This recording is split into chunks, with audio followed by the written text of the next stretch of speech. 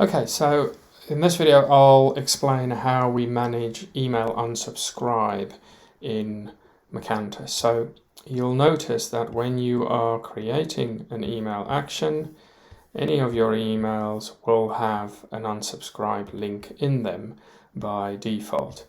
And how that is managed is because the contact is not set triggering the email, it's always a data object that is triggering an email.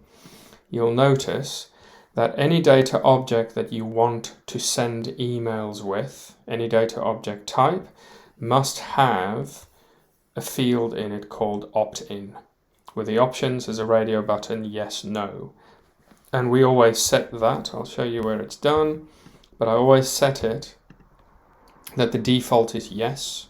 So here we've got the opt-in field, it's a radio button with yes, no. And the default value is yes. So when someone is connected to this field, then they will have the value of yes. It's important if people are going to be sharing the same data object. It depends on how you are running the data objects and how it's managed.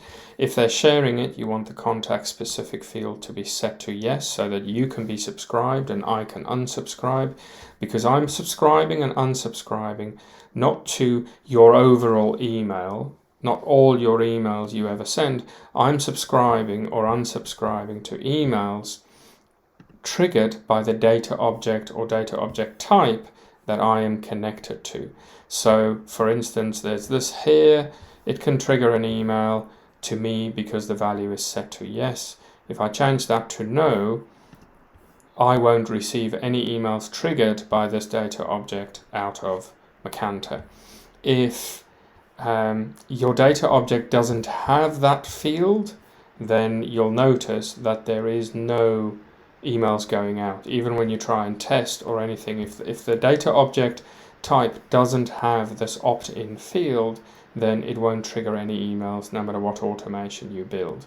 So that's how it works. And what that does is, so if I show you in our app, for instance, we have data objects for Macanta installs, which is the apps for Macanta, case studies and demo calls, and our case study webinars.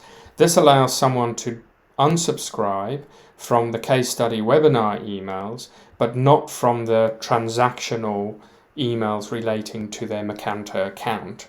And it allows you to separate those things out, because if someone doesn't want to get the case study but they book a demo call with us, we still need to be able to send them the demo call emails even though they've said they don't want the case study webinar emails.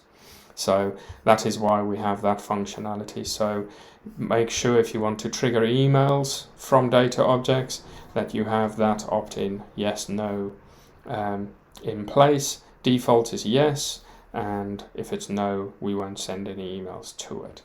And if you have any questions, just give us a shout.